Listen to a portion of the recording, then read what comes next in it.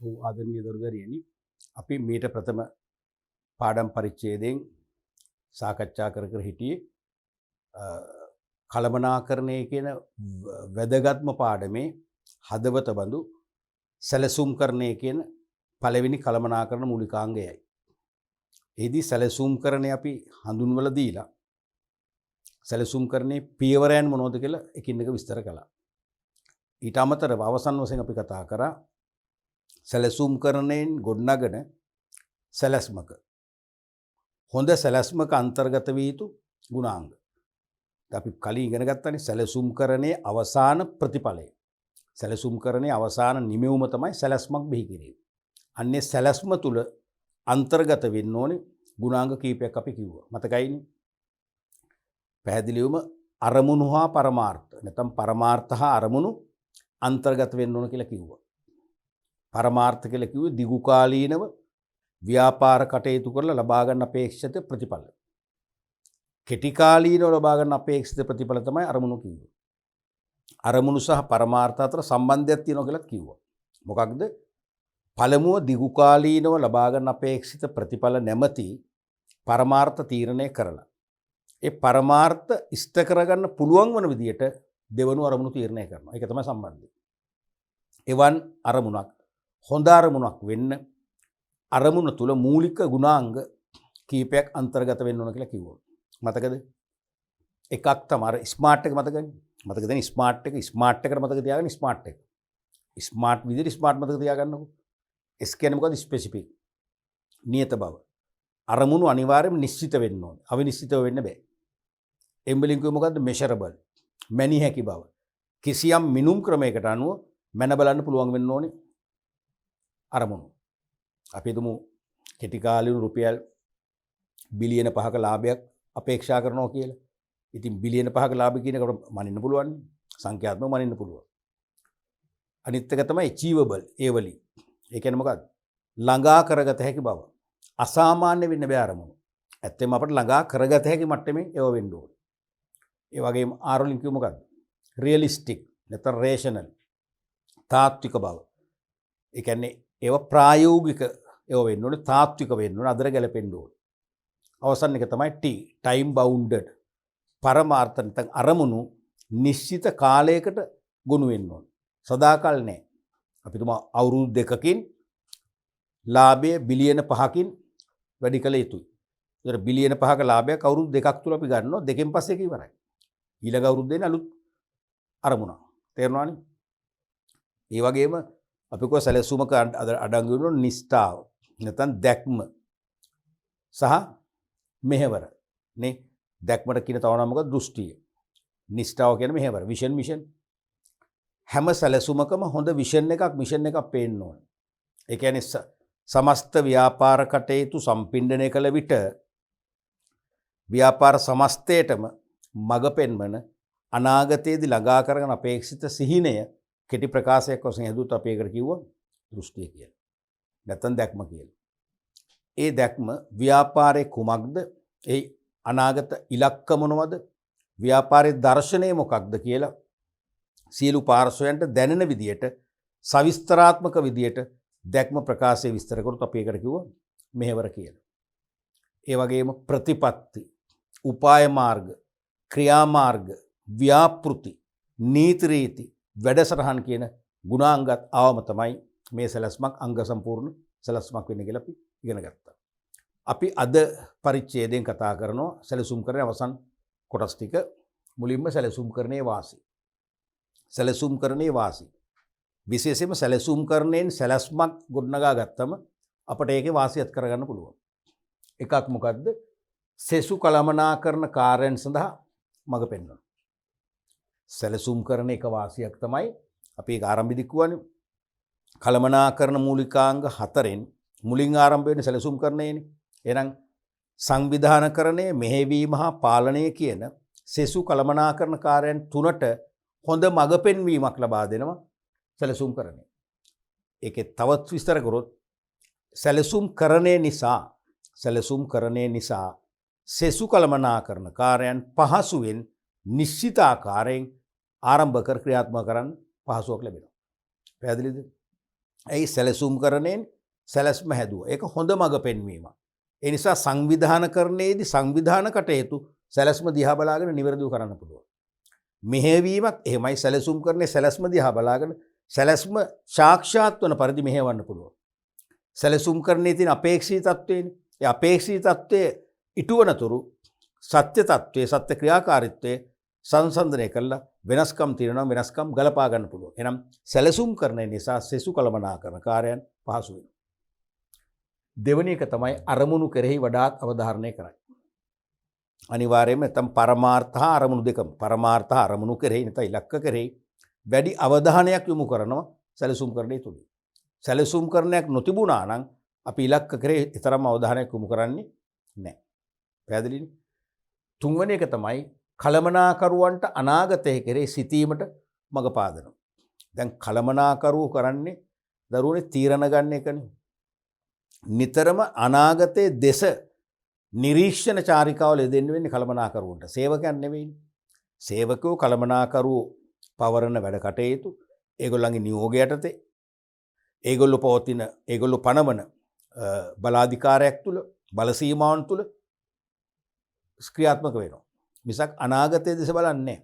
අනාගතයේ දෙස බලන්න වෙන්නේ කාටද? කලමනාකරුවන්ටයි. එහෙනම් සැලසුම් කරණයෙන් සැලැස්මක් පෙන්눔 කරනවා. සැලැස්මේ තියෙන අනාගතයේ ආයතු ඉම ආයත අනාගතයේ ගමන් කළ යුතු ඉම තියෙනවා. හරි ආයතු තැන පෙන්වනවා. ඒ නිසා අනාගතය ගැන සිතන්නට අනාගතය ගැන හොඳ දැක්මක් ඇති කරගන්නට කලමනාකරුවන් පෙළඹවීමක් ඇති කරනවා සැලසුම් කරන නිසා. හතරවෙනි වාසිය තමයි වෙනස් වන පරිසරයට අනුව සාර්ථකව කටයුතු කිරීමේ හැකියාව ලැබෙනවා. වෙනස් වන පරිසරයට අනුව. දැන් පරිසරේ නිරන්තරයෙන්ම වෙනස් වෙනවනේ. ලෝකේ කොතනකවත් පරිසරය ස්ථාවර තැනක් නැහැ. තේරුණාද? අභ්‍යන්තර පරිසරය මෙන්ම බාහිර පරිසරය. බාහිර පරිසරේ දේශපාලන නෛතික, තාක්ෂණික, ස්වාභාවික, ආර්ථික, සමාජ සංස්කෘතික, ගෝලීය මේ සියලු පරිසර ඒකක වෙනස් වෙනවා. අන්නේ වෙනස් වන පරිසරයට අනුව සාර්ථකව කටයුතු කරන්න හැකියාවක් පහසුවක් ලැබෙනවා සැලසුම් කරන නිසා. මොකද සැලසුම් කරන්නේ කරන්නේ වත්මන් පරිසරයේ ඉඳගෙන. තේරෙනවද? වත්මන් පරිසරයට ගැලපෙන්න තමයි සැලසුම හදන්නේ. එහෙනම් ඒ සැලසුම කිසිම බාධාවකින් තොරව, පීඩනයකින් තොරව ඉදිරියටම ගෙනියන්න පුළුවන් පරිසරය වෙනස් වෙන්නේ නැත්තම්. පරිසරය වෙනස් වූ කල මොකද වෙන්නේ? මේ සැලසුම හිර වෙනවා. සැලසුම් කරන්නේ අඩපණ වීම ඇති වෙනවා. සැලසුම් කරන්නේ එක් තැන්වලදී නතර කරන්න වෙනවා. අන්න අපිට තේරෙන පරිසරය වෙනස් වෙනවා. අපි බලන්න ඇයි මේ ඉදිරියට ගමන් කරන්නේ නැත්තේ? මොකක්ද වෙලා තියෙන්නේ? පරිසරය වෙනස් වෙලා. කොහෙද වෙනස් වෙලා තියෙන්නේ? හොයනවා. අන්නේ පරිසර වෙනස් වීම අනුව අවශ්‍ය නවීකරණයන් ගැලපීම් කරනවා. මොකද සැලසුම් කරන එක මූල ධර්මයක් තමයි නම්‍යශීලී බව. සැලසුම් කරන්නේ අපිට වහා පරිසරයට අනුකූලව වෙනස් කරගන්න හැකියාව තියෙනවා. එහෙමනම් එහෙම පරිසර වෙනස් වීම තත්ත්වයන් අනුව සැලසුම් ගලපා ගනිමින් වෙනස් කරමින් ඉදිරියට යාමට ඇති හැකියාව ලැබෙන්නේ සැලසුම් කරන්නේ නිසායි. ඊළඟ එක තමයි පාලනය පහසු වේ. අපි මේක කලිනුත් විස්තර වුණා. මං කිව්වා කලමනාකරණ මූලිකාංගවල පළවෙනි කාර්ය වන සැලසුම් කරණයයි අවසන් කාර්ය වන පාලනයයි අතර ඍජු සම්බන්ධයක් තියෙනවා. මොකද පාලන කරන්නේදී බලන්නේ සැලසුම් කරණයෙන් බිහි කළ සැලැස්මට අනුව කටයුතු ක්‍රියාත්මක වෙනවද නැද්ද? නොවේ නම් මොනවද වෙනස් වීම, දෝෂ, වැරදි නැත්නම් විචලනයන් හඳුනා ගන්නවා. ඒව නිවැරදි කරන්න ක්‍රියාමාර්ග ගන්න. එහෙනම් පාලනයේ පවා පහසු වෙන්නේ සැලසුම් කරන්නේ නිසා. දැන් සැලසුම් කරන්නේදී බිහි කරන අවසන් සැලැස්ම තමයි පදනම. ඒකේ තියෙන අපේක්ෂිත తත්වය. ඒ අපේක්ෂිත తත්වයත් එක්ක පාලනයදී කරන්නේ මොකද? දැන් සත්‍ය වශයෙන් සිදුවන ක්‍රියාත්මක తත්වය සංසන්දනය කරනවා. සමාන නම් ගැටලුවක් නැහැ. සමාන වෙන්නේ නැත්තම් මොකද කියන්නේ? ඒ කියන්නේ අපේක්ෂිත తත්වයට වඩා වෙනස් විදිහට ක්‍රියාත්මක වෙන. ඒ කියන්නේ මොන හරි දුර්වලතා තියලා තියෙනවා. ඒව හඳුනගෙන ඒවට පිළියම් යොදලා ඒ ගැටලු බැහැර කරලා ඉලක්ක වෙතම ඉලක්ක ළඟා කරගන්නා තෙක්ම මෙහෙයුම් ක්‍රියාවලිය ඉදිරියට ගෙනන්න පුළුවන්කම ලැබෙනවා. එහෙනම් පාලනය පහසු වෙනවා. දැන් සැලසුමක් නොතිබුණා නම් සැලසුම් කරණයක් හෝ සැලසුමක් නොතිබුණා නම් පාලනය කරන්න බෑ. දැන් මම කිව්වේ දැන් ඉදිකිරීම් කොන්ත්‍රාත් උදාහරණයක් මම ගත්ත ඉස්සෙල්ලා පරිච්ඡේදය මතකයි නේද? මම කිව්වා දැන් ඇත්තටම හවුස් ප්ලෑන් එකක් නැත්නම් සිවිල් ඉංජිනේරුවාට හෝ ගොඩනැගිලි කර්මාන්තය පිළිබඳ විශේෂඥ දැනුමක් ඇති කෙනා තමයි සිවිල් ඉංජිනේරුවා. එයාට හෝ අපි කියන්නේ හෙඩ් බාස් කියලා ප්‍රධාන වැඩ කරන බාසුන් හැට පවා බිත්තිය කැදයක්වත් කොන්ක්‍රීට් බීම් එකක වරදක් වහලය දෙයක් පේන්නේ නැහැ. සැලසුමත් එක්ක බැලුවොත් මේ වෙනස පේන්නේ. තේරෙනවද? එහෙනම් ඇත්තම පාලනය පහසු. එහෙනම් පාලනය අපහසු. එහෙනම් සැලසුමක් නොමැතිව අඟලෙන් අඟල හොයන්න කොහෙද වැරදුනේ? මේ සෑම බිත්තියක්ම නියමිත ප්‍රමිතියට අනුව බැඳලා තියෙනවද? ඒකේ බිත්තිය පළල හරියද? උස හරියද? කොන්ක්‍රීට් බීම් එකේ පළල හරියද? ඒක දාපු මික්ස්චර් එක හරියද? කම්බි බෙදපු ආකාරය හරියද? සියල්ලම එකින් එක මොනතරම් සංකීර්ණද? දැන් එච්චර අමාරු නෑ. සැලසුම් කරන්නේ සැලැස්ම තියෙනවා. ඒකත් එක්ක සංසන්දනය කරාම ලේසියෙන් අපිට වෙනසක් තිබෙන වෙනස හඳුන ගන්න පුළුවන්. වෙනසට ගැලපීම් කරන්න පුළුවන්. පාලනය පහසුයි. පැහැදිලිනේ? 6 වෙනි එක තමයි ආයතනයේ අඛණ්ඩ පැවැත්ම හා වර්ධනය සඳහා දායක වෙනවා. දැන් සැලසුම් කරණය අනිවාර්යයෙන්ම ආයතනයේ අඛණ්ඩ පැවැත්ම හා වර්ධනය සඳහා දායක වෙනවා. සැලසුම් කරණයෙන් සැලැස්මක් හැදුවම සැලැස්ම කියන්නේ මාර්ග සිතියමක් හා සමාන දෙයක් නේ. රෝඩ් මැප් එකක් හා සමාන දෙයක් නේ. මාර්ග සිතියමක් ළඟ තියෙනවා නම් මාර්ගයේ පැහැදිලිව හඳුනාගෙන ඒ මාර්ගය තුල මෙහෙයුම් කටයුතු නිවැරදිව ක්‍රියාත්මක කරන්න පුළුවන්. එහෙනම් ව්‍යාපාර වෙනසෙන්නේ නැහැ. ව්‍යාපාර ඇනහිටින්නේ නැහැ. ව්‍යාපාර කටයුතු කඩාකප්පල් වෙන්නේ නැහැ. එහෙනම් ව්‍යාපාරය අඛණ්ඩ පැවැත්ම ආරක්ෂා වෙනවා. අනික වර්ධනය. දැන් සැලසුම් කරණයෙන් සැලසුම් කළ විදියටම අවසන් ඉලක්කය දක්වාම ව්‍යාපාර ක්‍රියාවලිය දියත් කරන්න පුළුවන් පරිසරය වෙනස් වෙන්නේ නැත්නම්. නමුත් කවදාකවත් ඒක අප බලාපොරොත්තු වෙන්න බෑනේ. පරිසරය සෑම තප්පරයකම වෙනස් වෙනවා.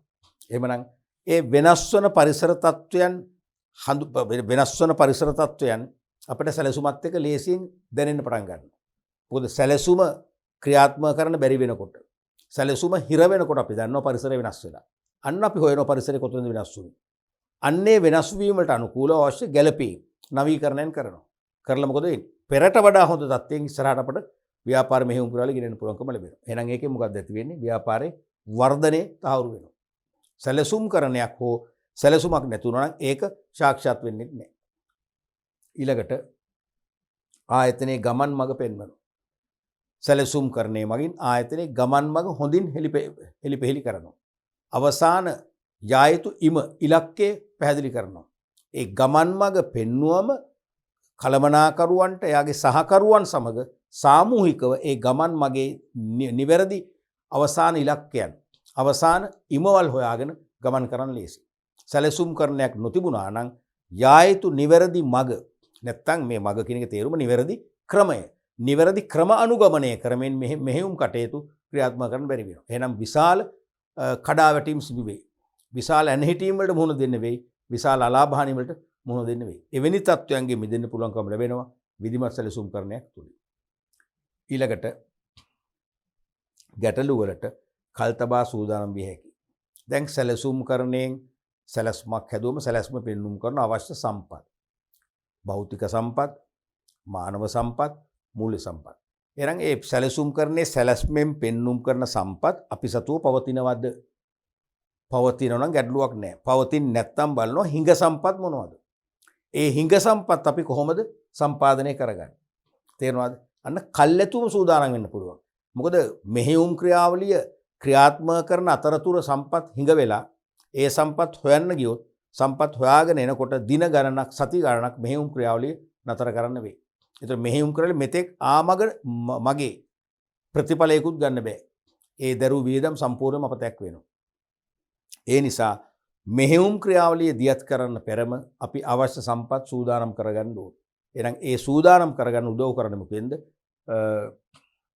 සැලසුම් කරන්නේ සැලැස්මක් මගින්. මම ඔකට හොඳ උදාහරණයක් කියන්නම්.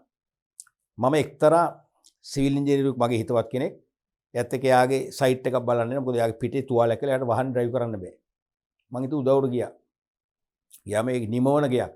සිංහල අවුරුදු කාලේ කිට්ටු දවසක. පස්සේ දැන් මේගොල්ලෝ ඉතින් හවුස් ප්ලෑන් එක හදලා ප්ලෑන් එකේ හදනවා අර BOQ කියලා එකක් වාහන ඇස්තමේන්තුවක්.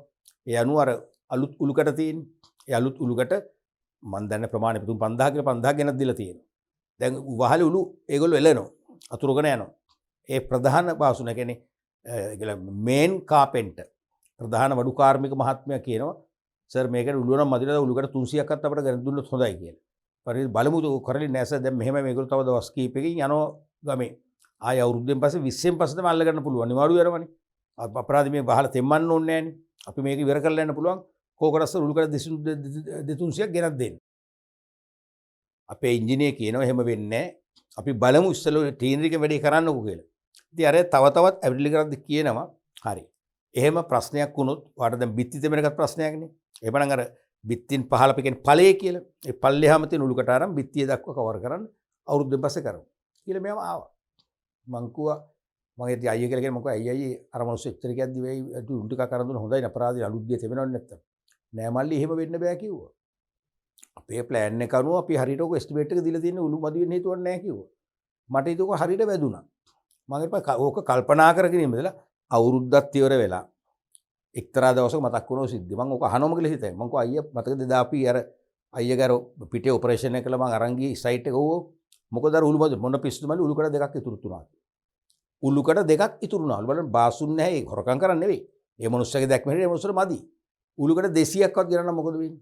අපරාධය. අන්න ප්‍රතිඵලෙ මම කියන්නේ ඒකයි. තේරෙනවද? ගැටලු වලට කල්තබාසු උදාහරණ වෙන්න පුළුවන් කියන්නේ ඒකයි. ගැටලුවක් උනේ නැන්නේ. මොකද හරියටම සැලසුම් කරන්නේ සැලැස්ම තුල තියෙනවා අවශ්‍ය භෞතික සම්පත් මෙච්චරක් කියලා. ඒ සම්පත් ටික අපි ලෑස්ති කරගත්තා. සම්පූර්ණ වැඩේ කරගෙන ගියා. ප්‍රශ්නයක් නෑ. තේරුණාද? ඊළඟ එක තමයි හිඟ සම්පත් වලින් උපරිම ප්‍රයෝජන ගැනීම පහසුයි. සම්පත් උපරිම කාර්යක්ෂමව භාවිතා කරන්න පුළුවන් කියන එකයි කියන්නේ.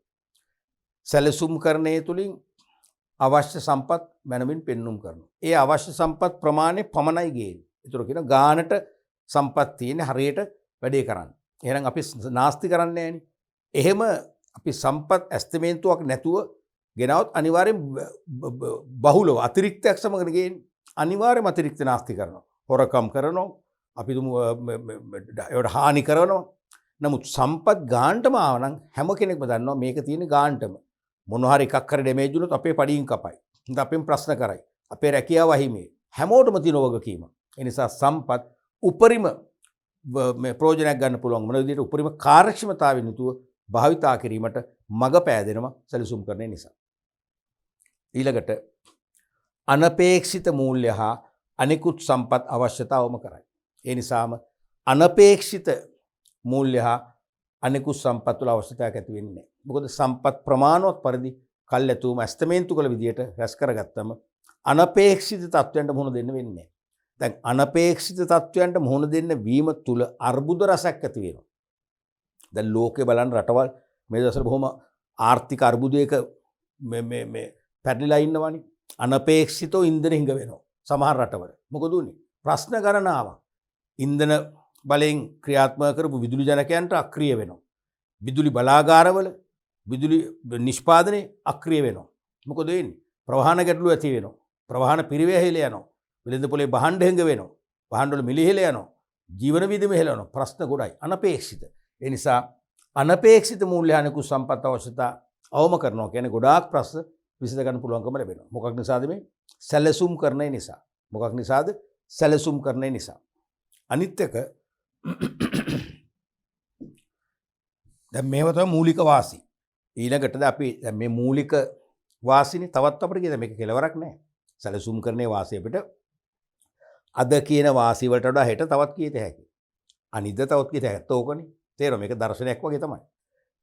තව වාසියක් තමයි දැන් සැලසුම් කරනෙන් සැලස්මක් හැදුවම අපිට අවශ්‍ය නිමෙවුම් අපේක්ෂා කළ ආකාරයෙන්ම ලබා ගන්න පුළුවන්. ඒක තේරෙනවද?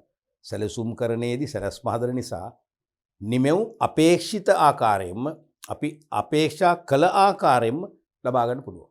ඒක ප්‍රධානම වාසිය. උදාහරණ මොකද්ද? දැන් ගොඩනැගිලි කර්මාන්තය උදාහරණයක් මොකද මගේ මේ සමීප මිත්‍රයෝ කීපයක් ওই කර්මාන්තය ඉන්න නිසා මට අත්දැකීම් තියෙනවා.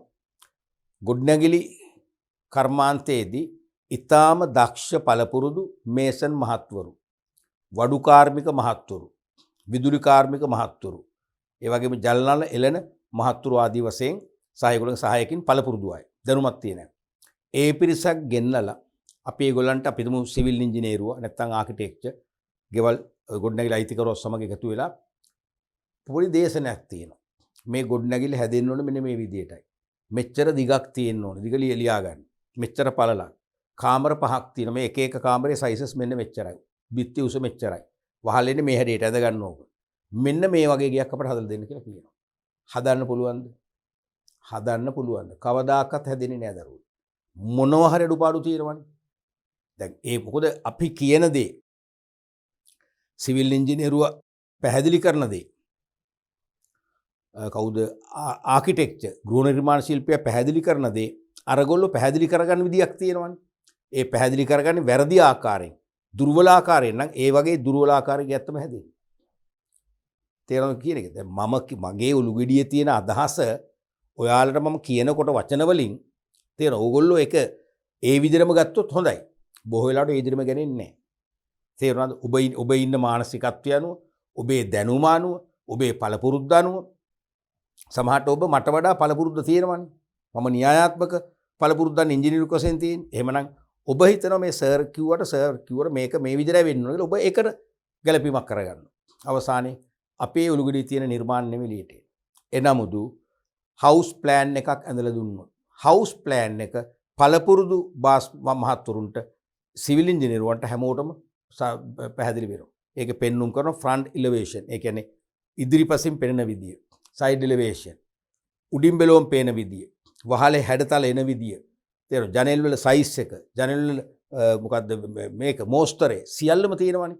එහෙනම් ඒක බලාගෙන ඕනම කෙනෙකුට ඒ විදිහටම නිර්මාණය කරන්න පුළුවන්. ඒ නිසා හොඳ පළපුරුදු බාස් මහත්තුරු ඉන්නවනම් ඒ සැලසුම දිහා බලාගෙන අපි අපේක්ෂා කළ ආකාරයේ ගොඩනැගිල්ල මේගොල්ලෝ හදලා දෙනවා. ප්‍රධානම වාසිය. තේරුණාද?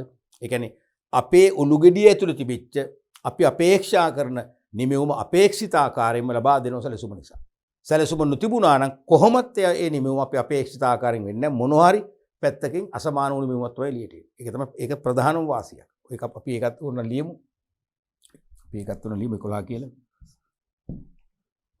ඒ තමයි අපේක්ෂිත ආකාරයෙන්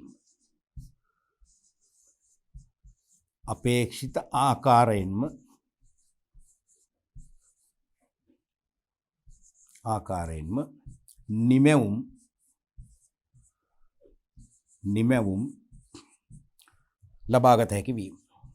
නිමැවුම් ලබාගත හැකි වීම. පැහැදිලිනේ?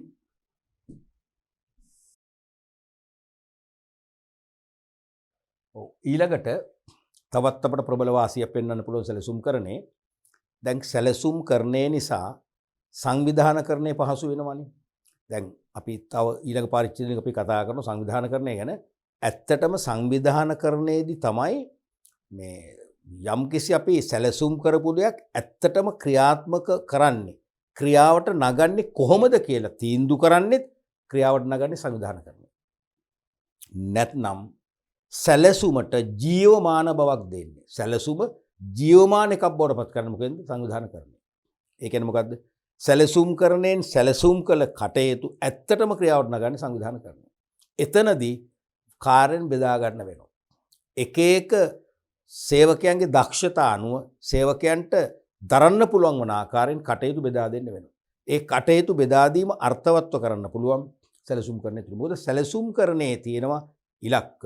ක්‍රියාත්මක කළ යුතු කාර්යභාරය තියෙනවා. අවශ්‍ය සම්පත් තියෙනවා. තේරෙනවද? මෙන්න මේ දේවල් පදනම් කරගෙන සංවිධානකරණයේදී කාර්ය බෙදා වෙන් කර දෙන්නේ. තනතුරු වෙත අධිකාරිය තනතුරු වෙත කාර්ය බලතල ඒ වගේම වගකීම් විධිමත්ව පැවරීමේ හැකියාව ලැබෙනවා සැලසුම් කරන නිසා. සමහර විට සැලසුම්කරණය කියන කළමනාකරන ක්‍රියාවලිය අපි වයිප් අවුට් කරලා ඉවත් කරලා සංවිධානකරණය මගින් වැඩ කරන්න පටන් ගත්තොත් සංවිධානකරණය අනිවාර්යයෙන්ම අවුල් වෙනවා. සංවිධානකරණය විධිමත් සංවිධානකරණයක් වශයෙන් එළියට එන්නේ සැලසුම්කරණයේ ආශිර්වාදය නිසා. සැලසුම්කරණයේ ඍජු ආభాසය නිසා. තේරෙනවද? ඒ සැලසුම්කරණයේ මූලික කාර්යයන් තියෙනවා. හරිද? ඒ කාර්යන් ඉටු කළ යුතු කාලය දැක්වෙනවා. අවශ්‍ය සම්පත් ඇස්තිමේන්තු කරලා තියෙනවා. ඒ අනුව සංවිධානකරණයේදී හරි අපූර්වට ප්‍රශස්ත ලෙස වැඩ බෙදන්න පුළුවන්. තනතුරු වෙත රාජකාරි පවරන්න පුළුවන්. බලතල පවරන්න පුළුවන්. වගකීම් ඇති කරන්න පුළුවන්. වගකීම් ආරෝපණය කරන්න ලේසි. ඒ නිසා සංවිධානකරණයේදී කාර්යයන් බලතල වගකීම් නිවැරදිව ආරෝපණය කරලා සංවිධාන ක්‍රියාවලිය වඩා කාර්යක්ෂම කරන්න ඉවහල් වෙනවා සැලසුම් කරන්නේ. අපි අවසන් එක වශයෙන් ඒකට ලියමුකෝ. ප්‍රධාන එකක් නිසා. කාර්යයන් බලතල හා වගකීම්.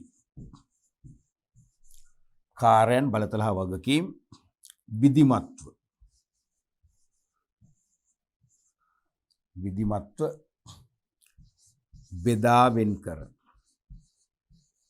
බෙදා වෙන් කර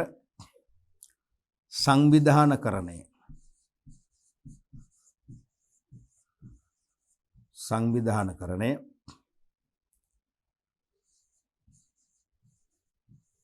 විධිමත්ව පවත්වාගෙන යාමට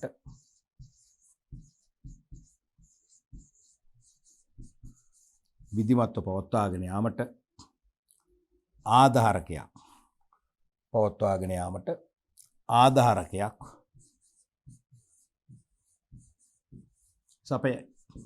සපෝට් එකක් දෙනවා.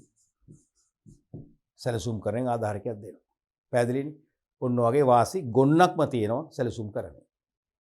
අපි ඊළඟට බලමු සැලසුම් අසාර්ථක වීමට හේතු. මේකත් නිතර විභාගයට අහනවා. තේරුණාද? සැලසුම් කරන්නේ අසාර්ථක වෙන්න හේතු. මේ අන්තිමට 2021 ඇහුවා. අන්තිම 19 ඇහුවා. මේ ළඟ ඇහුවා. මොකද හේතුව මේ ඇත්තට දැන් සැලසුම් කරන්නේ ගැන හැමෝම අවධානය යොමු කරනවා. සැලසුම් කරණයක් තිබිලා හොඳ සැලැස්මක් හදලා තියෙද්දි ව්‍යාපාර අසාර්ථක වෙන්නේ නැහැ කියලා ගොඩක් අය හිතන්නේ නැහැ. විභාගෙදී ඒ නිසා ඒ පැත්ත වැඩිපුර අවධානය යොමු කරනවා වෙන්නේ නැති.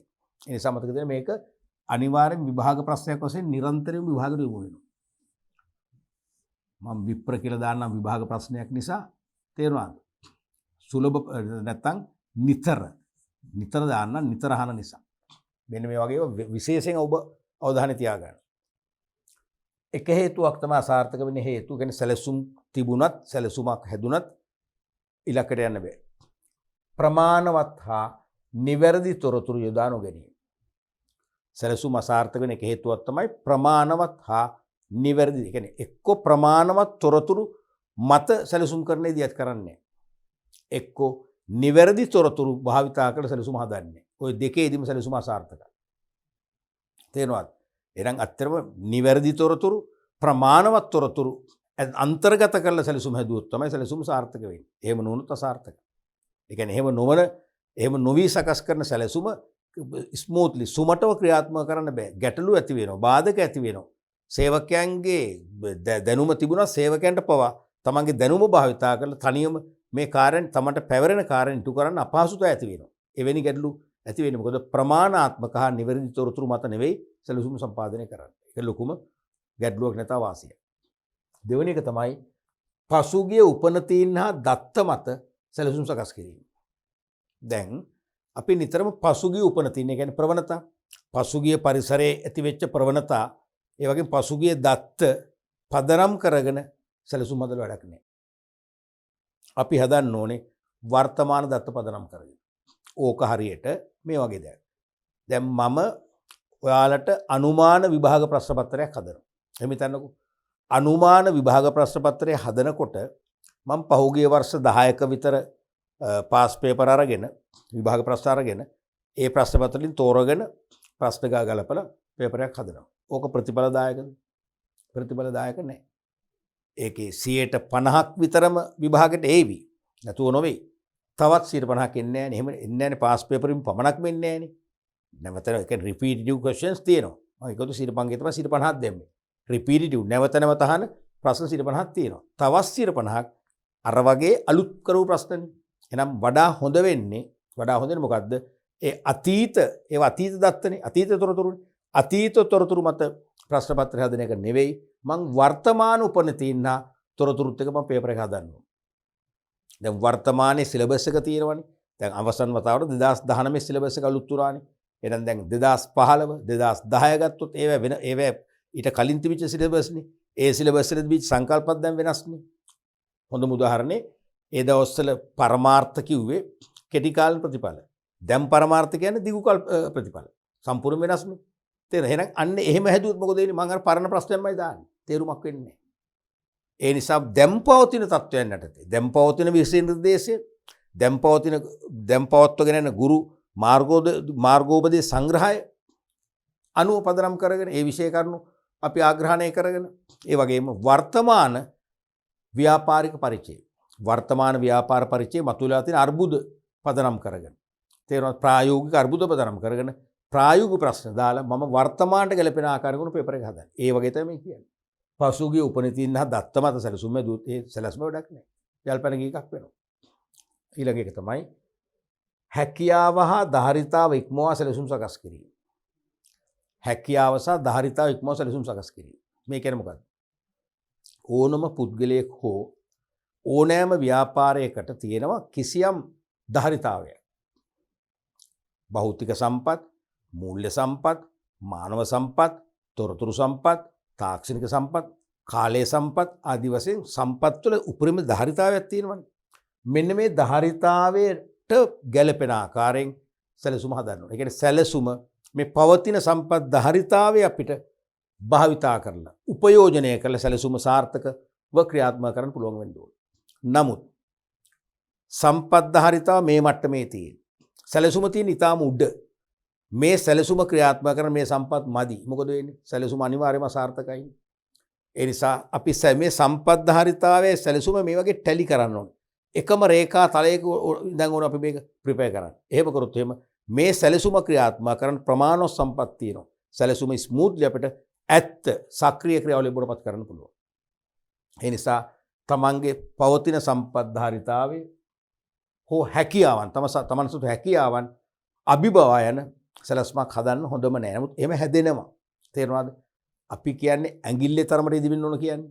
ඒ වගේ දැන් හොඳම උදාහරණයක් තියෙනවා මම ළඟ මගේම සහෝදරයා. එයාට එක්තරා කාලෙක මාෂ්මැලෝස් ජුජුබ්ස් වගේ රස කැවිලි හදලා එක රෑන් දෙකෙන් ලක්ෂ ගානක මිලියන ගානක ලාභ හොයන්න එයාට හැදුන ලෙඩක්. ඒවා ලෙඩනේ. එහෙම කරන්න බෑනේ. ඕනම කෙනෙක් පුංචි දෙයක් කරන්නේ. නේ දැන් ලංකාවේ උපාලි ගෲප් එකේ ඩෙල්ටා කියන ටොෆි එක ඉතාම සුළු වෙන්නේ ආරම්භ කරේ. ඉතිහාසය බැලුවොත් ඕක තමයි ඇත්ත කතාව. දැන් ලංකාවේ තව ජනප්‍රිය රස කැවිලි නිෂ්පාදකයෝ ඉන්නවා. තමන් ගෙදර එයා විසින්ම රස කැවිලි බොහොම පුංචියට අර භාජන අරගෙන හදලා හැඳි ගාලා දර ලිපේ තියලා එහෙමනේ. පස්සේනේ දියුණු තාක්ෂණය, නවීන උපකරණ, ඉලෙක්ට්‍රිකල් අයිටම්ස් අරන් මහා පරිමාණික කරන්න යන්නේ. දැන් අපේ කෙනාට එහෙම බෑ. මුල් පළවෙනි දවසේ දැම්ම ඕනේ. ඉතින් ඔන්න ටික ටික හැදුවා. කොහෙන්ද මන්ද ප්‍රමිතිය ඒගොල්ලෝ ඉතින් රෙසිපි හොයාගෙන ප්‍රමිති හොයාගෙන හැදුවා. සාර්ථක වුණේ. පස්සේ මම අරන් ගියා IDB එකට. කාර්මික සංවර්ධන මණ්ඩලයට. මතකනේ කඩුබැද්දේ. කාර්මික සංවර්ධන මණ්ඩලය ඒ කාලේ දැන්ටත් එහෙමයි බදාද දිනවලට තියෙනවා වර්ක්ෂොප්.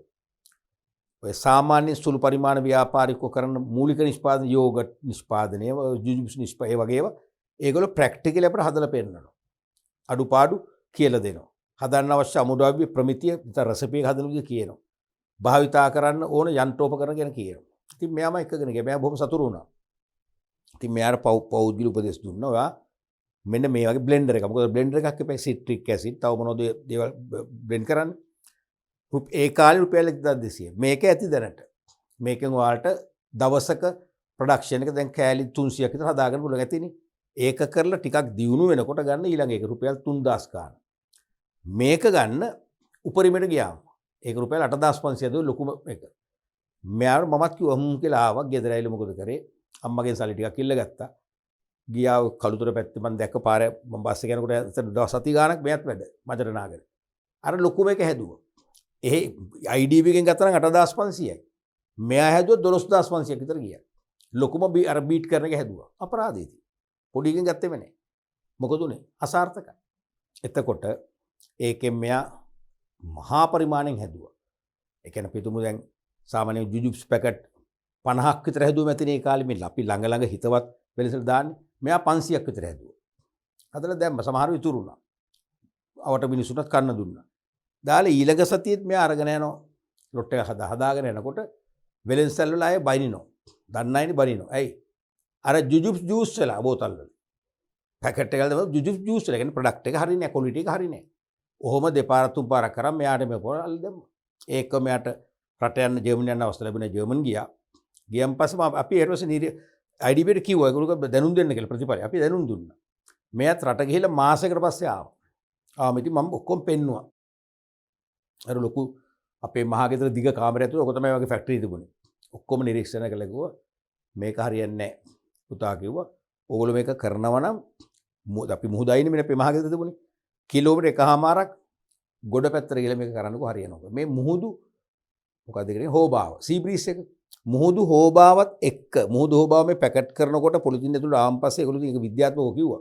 මේක අනිවාර්යයෙන් මේ සංකෘත ඇති වෙනවා. මේක අනිවාර්යෙන් දී වෙනවා. මේක කරන්න බෑ. මේක මේ මික්ස්චර් එක හරි. ඔයාලගේ ප්‍රමිතිය හරි. ගිහිල්ලා අඩුම ගානේ කිලෝමීටර් එකහමාරක් රට ඇතුළට ගිහලා හදන්න මේක සාර්ථක වෙලා. ඉතින් ඒ වෙනකොට ඉතින් මට එහෙම අයිඩියා එකක් නැහැ. අපි හරි බලමු කියලා කිව්ව මිසක් නිකන් හිටියා. අන්තිමට අර මොකක්ද බීටරේ 12000 ගණන් තිබු. ඒක යකඩ ගොඩක්නේ. ඒක මලකට කාලා අපේ ගෙදර හිටපු නැන්දගේ කකුල දවසක් තුවාල වුණා. මට යකඩ කේන්ති නැන්ද හරි වේදනාවක් වින්ද. ගත්ත උස්සගෙන ගිහලා මූදෙම දැම්මා. දැම්මම ගමේ කවුරුහරි අරන් ගිය මොනට අරන් ගියද මන් දන්නේ. මං කියන්නේ මොකද පමණ ඉක්මවා. මෙන්න මේ කතාව තමයි කියන්නේ. මොකද්ද? හැකියාව සාධාරිතව ඉක්මවා සැලසුම් සකස් කිරීම. ඒ නිසා අපි නිරන්තරයෙන්ම අපේ හැකියාවන් අපේ සම්පත් ධාරිතාවයට ගැළපෙන මිසක් නොගැළපෙන සැලසුම් සකස් කළ වැඩක් නැහැ. ඒ වුණොත් අනිවාර්යයෙන්ම සැලසුම අසාර්ථක වෙනවා. ඊළඟට සැලසුම සකස් කිරීමට උනන්දු හා කැපවීම ප්‍රමාණවත් නොවේ. දැන් සමහර අය සැලසුම ගැන අවබෝධිකුත් තියෙනව නැතුව නොවේ. නමුත් ඒ විධිමත් සැලසුමක් සම්පාදනය කරන්න එතරම් කැමැත්තක් නැහැ. උනන්දුවක් නැහැ. අලස බවක් තියෙනවා. තේරෙනවද? සමහරට සැලසුම් ගැන හොඳ අවබෝධිකුත් තියෙනවා. සැලසුම් සම්පාදනය කිරීමේ විශේෂඥ දැනුමක් තියෙනවා. නමුත් උනන්දු වෙන්නේ නැහැ, කැප වෙන්නේ නැහැ. මොකද වෙන්නේ? ඒකේ ප්‍රතිඵලය වෙන්නේ මොකද්ද? හෙටනම් මෙහෙයුම් ක්‍රියාවලිය ආරම්භ කරන්න ආසන්නම දින කීපෙදී අපි කියන්නේ එහෙම් මෙහෙන් ගහලා කියලා. තේරෙනවද? අපි කැප වෙන්නේ නැතුව අපි බොහොම අඩු මහන්සියකින් දුරදැක්මක් නැතුව බොහොම අපි කියන්නේ අර පොඩි ළමයෙක් හදනවා වගේ එකක් කියලා සැලසුමක් හදනවා. අසාර්ථකයි නේද? කැප වෙලා කාලේ හොඳට ටයිම් එක අරගෙන කාලය අරගෙන මහන්සිලා කරන්නේ. ඊළඟට ආයතනයේ සෑම මට්ටමකම සේවකයන් සම්බන්ධ කර නොගැනීම. ඔය තවත් වරදක්. ඕක සැලසුම් කිරීම අපි මූලධර්ම වලටත් කරනවා. ආයතනයේ එක එක අංශවල එක එක මට්ටම්වල සේවකයෝ ඉන්නවනේ. ඒ සේවකයන්ගේ දායකත්වයේ කොයියම් ආකාරයෙන් හරි ලබා ගන්න පුළුවන් වන විදිහට සැලසුම හදනවා. මම මේ කියන එක තේරුම් ගන්න. අපි තුමු ආයතනයක අංශ 5ක් තියෙනවා. 5 සේවකයෝ 10 දෙනෙක් ඉන්නකොට හිතන්නකො සරලව. මේ 10 දෙනා සතු කුසලතා අසමානයි. 10 දෙනාට තියෙන අසමාන වූ කුසලතා, අසමාන වූ හැකියාවන්, අසමාන වූ දැනුම් සම්භාරයක් තියෙනවා. ඒ නිසා මේ 10 දෙනාම අපේ සැලසුම ක්‍රියාත්මක කිරීමේ වගකීම් බාරකරුවන් වශයෙන් පත්වන ආකාරයට සැලසුම හදනවා. තේරුණාද මම කියන එක? අපේ සැලසුම කොච්චර හොඳ සැලසුමක් නම් අනිවාර්යයෙන්ම සැලසුම තුලින් ඒ 10 දෙනාටම 10 දෙනාගේ දක්ෂතා දිහා බලලා දක්ෂතා අනුමාන කරලා 10 දෙනාගෙන් උපරිම වැඩක් ගන්න පුළුවන් මොන විදිහට 10 දෙනාටම වගකීම් ඇති වෙන ආකාරයෙන් සැලසුම හදන්න ඕනේ. එහෙම වුණොත් තමයි සැලසුම සාර්ථක වෙන්නේ. අපි හිතමු 10 දෙනාගෙන් 8 දෙනෙක්ම සම්බන්ධ කරගන්නවා. දෙන්නෙක් මග හරිනවා. ඒ දෙන්නට දක්ෂතා තියෙනවා. පළපුරුද්ද තියෙනවා. නව අදහස් තියෙනවා. මොකද ඒ දෙන්න කලකිරෙනවා. ඒ දෙන්න අනිවාර්යයෙන්ම මෙහෙයුම් ක්‍රියාවලියට කිසිදු දායකත්වයක් ලබා දෙන්නේ නැහැ. නිතරම මෙහෙයුම් ක්‍රියාවලිය ඒගොල්ලෝ කඩාකප්පල් වෙනකන් හිත යටින් ඒගොල්ලෝ බැන ඉන්නවා. සහයෝගය නැති වෙලා යනවා. ඒ නිසා සියලුම සේවකයින් සැලසුමට සම්බන්ධ කරගන්නවා. එතකොට හැමෝටම වැඩක් තියෙනවා. හැමෝම වැඩ කරන්න ක්‍රියාත්මක වෙනවා. පැහැදිලිනේ? ඊළඟට සැලසුම ක්‍රියාත්මක කිරීමට සේවකයන්ගේ සහයෝගය නොලැබීම. අපි හිතමු සැලසුම සම්පාදනය කරනකොට සියලුම දෙනාට සැලසුම තුලින් කිසියම් වගකීමක් ආරෝපණය වෙන විදිහට හැදුවා කියලා කියන්නේ ඉස්සෙල්ලා කාරණේ. ආයතනයේ සෑම මට්ටමකම සේවකයන් සම්බන්ධ කර නොගැනීම කියන අපි හිතමු සම්බන්ධ කරගත්තා. හැමෝටම වගකීමක් ලැබෙන විදිහට හැමෝම මේ සැලසුමට සාමූහික දායක වෙන විදිහට හැදුවා වුණත් සැලසුම ක්‍රියාත්මක කිරීමට ඇතැම් සේවකයෝ විවිධ හේතු මත සහයෝගය දක්වන්නේ. සමහර විට ඒගොල්ලෝගේ මනසේ ඒගොල්ලෝ අනුමාන කළ විදිහට ඒගොල්ලෝ අපේක්ෂා කළ විදිහට සැලසුම හැදුවේ නැහැ. එක්ක ඒගොල්ලෝ අපේක්ෂා කළ වගකීම් නැත්නම් තනතුරු ලැබුණේ නැහැ. දැන් සමහර රටවල පාර්ලිමේන්තුවල මන්ත්‍රීවරු තරහ වෙන්නේ. දක්ෂතා තියෙන කෙනාට හම්බ වෙන්නේ අදාළ අමාත්‍යාංශේ. අදක්ෂයෙකුට හම්බෙන්නේ වගේ. අන්න ඒ වගේ සිදුවීම් නිසා වෙන්න පුළුවන්. එහෙම නැත්නම් මෙයාලගේ දක්ෂතා වලින් වැඩ ගන්න පුළුවන් ධාරිතාවක් තියෙනවනේ. ඒ ධාරිතා ඉක්මව වැඩ අපි කියන්නේ බරට බරේ පටවනවා. ඒ නිසා මෙයාට ලොකු පීඩනයක් එනවා. ඒ නිසා මේගොල්ලෝ මොකද වෙන්නේ? මේ සැලසුම ක්‍රියාත්මක කරන්න උපරිම සහයෝගය දක්වන්නේ. ඒ නිසාත් සාර්ථක වෙනවා. ඒ නිසාත් අනිවාර්යයෙන්ම සාර්ථක වෙනවා. කොච්චර හොඳ විධිමත් සැලසුමක් හැදුවත් ඒ සැලසුම ක්‍රියාත්මක කරන්න අනිවාර්යයෙන්ම සියලු සේවකයන්ගේ උපරිම අවංක දායකත්වයේ සහභාගීත්වය අවශ්‍යයි. රටක කෙතරම් හොඳ දේශහිතේසී ආණ්ඩුවක් තිබුණත් ඒ රට ඉතාම හොඳ දීර්ඝකාලීන ප්‍රතිඵල ලබන්න පුළුවන් සවිමත් ආර්ථික ප්‍රතිපත්ති හා සැලසුම් හැදුවත් ඒ ආර්ථික ප්‍රතිපත්ති වලට ගරු කරමින් ඒ ප්‍රතිපත්ති මත පිහිටා ආර්ථික සැලසුම් ක්‍රියාත්මක කර රටේ සංවර්ධනයේ වේගවත් කිරීම කියන දේ ළඟා කරගන්න අවබෝධයක් නැතුව නෙවෙයි හිතාමතා මේකට අකමැති රාජ්‍ය නිලධාරීන් ඉන්න රටක නම් ඒ රට කවදාකවත් ගොඩ වීමක් නැහැ. ආණ්ඩුව හොඳයි. ඉතාම හොඳ සැලසුම් හදනවා. නමුත් රජයේ නිලධාරීන් ඒකට ඒ ආණ්ඩුවේ සැලසුම් අවංකවම හොඳින් ක්‍රියාත්මක කරන්න තමන්ගේ ශ්‍රමය වැය කරන්නේ නැත්නම් ඒත් මොකද ආණ්ඩුවත් අපරාධයි, රටත් පරාදයි, ජනතාවත් පරාදයි. ඒ වගේම තමයි මෙතනත් කියන්නේ. එහෙනම් සැලසුම් ක්‍රියාත්මක කිරීමට සියලු සේවකයන්ගේ සහයෝගය නොලැබිලා ගියොත් නැත්නම් සහයෝගය ලැබෙනවා අවශ්‍ය ප්‍රමාණයෙන් ලැබෙන්නේ නැහැ එක්ක. එහෙමත් හිතන්නකෝ. සහයෝගය දෙනවා. උපරිම ධාරිතයන් සහයෝගය දුන්නේ නැත්නම් ඒත් අසාර්ථකයි. පැහැදිලිනේ? ඊළඟ එක තමයි සැලසුම් ක්‍රියාත්මක කළ විට ඒ බලාපොරොත්තු වන ආකාරයෙන්ම ක්‍රියාත්මක වනු ඇත යන විශ්වාසය. ඒක තේරෙනවද මේ කියන එක? මේ කියන්නේ මේ වගේ දෙයක්. දැන් මම මගේ ව්‍යාපාර පරිශ්‍රයට ගිනි රක්ෂණ ඔප්පුවක් ගන්නවා. හරිද? ගිනි රක්ෂණ ඔප්පුවක් ගත්තම මම හිතනවා දැන් ඉතින් මම රක්ෂණය වෙලානේ තියෙන්නේ. මගේ ව්‍යාපාරේ ඕන වෙලා ගිනි ගත්තර කමක් නැහැ. මට රක්ෂකයන් වන්දි ගන්න පුළුවන්. මම ගිනි උදුරු පාලනය කරන්න උපක්‍රම මුකුත් ගැන හිතන්නේ නැහැ. නමුත් මම වගේම තවත් ඒ ආසන්නෙම ව්‍යාපාරිකයෙක් ගිනි රක්ෂණ ඔප්පුවක් ගන්නවා මම වගේම. හැබැයි එයා ගිනි උදුරු නැත්නම් ගිනි අවදානම් අවම කිරීමේ උපාය මාර්ග කීපයක් මරන් තියෙනවා. හදිසි අවශ්‍යතාවයකට පාවිච්චි කරන්න ගිනි නිවීමේ උපකරණ හරි එක්ස්ටින්ගිෂර්ස් කියලා කියන්නේ තැන් තැන්වල සවි කරලා තියෙනවා. හදිසි අනතුරු ඇඟවීමේ නලා සවි කරලා තියෙනවා. ඒ වගේම වැලි ගෝනි, ඒ වගේම වතුර බාල්දිනේ වතුර බකට් ස්ටෑන්ඩ් බයි තියෙනවා. හදිස්සියට අපි හිතමු හයි ප්‍රෙෂර් කියන්නේ වතුර ප්‍රෙෂර් කරන්න ප්‍රෙෂර් පම්ප් එකක් සවි කරලා ස්ටෑන්ඩ් බයි හෝස් දෙකක් තියෙනවා.